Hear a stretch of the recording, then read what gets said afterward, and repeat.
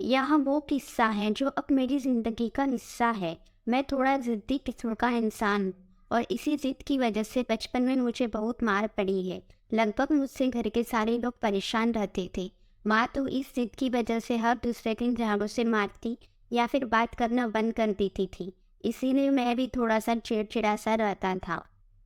लेकिन इस सब रंजिशों के बीच एक शख्स चुपचाप मेरे साथ खड़ा रहता था। वह थे मेरे पापा। हाथ उठाना तो दूर की बात है, मुझे तो यह भी याद नहीं कि आखिरी बार उन्होंने मुझसे ऊंची आवाज़ में बात कब की थी।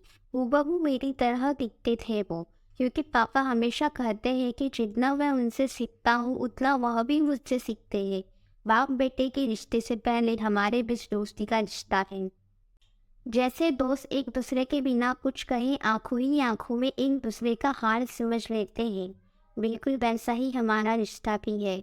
पापा मुझसे कभी किसी की नहीं मना नहीं करते।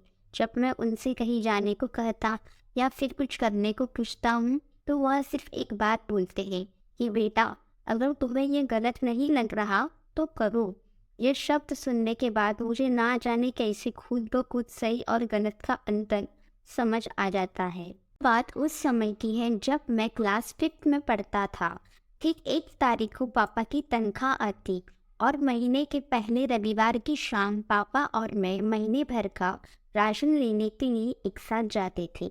मुझे आज भी याद है, एक पुरानी सी साइकिल के हैंडल पर 2 थैले बांधकर महीने भर की खुशियाँ लेकर आते थे। एक बार उस रोज हम राशन लेकर घर वापस आ रहे थे तो पापा की नज़र थैले के ऊपर रखी हुई एक विमवाल की बड़ी टिकिया पर गई। पापा ने मुझे रुकने के लिए कहा और हिसाब वाला खाता मांगा। उन्होंने कुछ देर हिसाब वाले खाते में जांच पड़ताल की और बोले, यार, इसमें तो छोटी टिकिया के दाम जोड़कर बड़ी टिकिया दे दी। चलो कोई बात नहीं, तुम यहाँ कुछ देर इंतजार करो, मैं इसे अभी बदलवा कर वापस आता हूँ। इतने पर मैं फट से बोल पड़ा, पापा ये क्या कर रहे हो, अब रहने भी दो।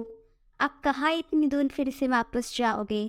तो पापा एक पल को रुके, जरा सा मुस्कुराए और उस टिकियों को हाथ में लेकर बोले, बेटा, यह मुझे गलत लग रहा है तो मैं ये नहीं करूँगा।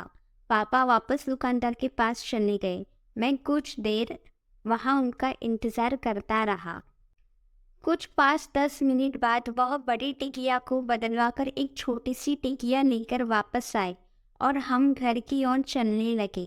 रास्ते में पापा ने एक हाथ से साइकिल को संभाला और दूसरा हाथ मेरे कंधे पर रखते हुए बोले, बेटा, ईमानदारी किसी और से नहीं की जाती, ईमानदारी खुद से होती है।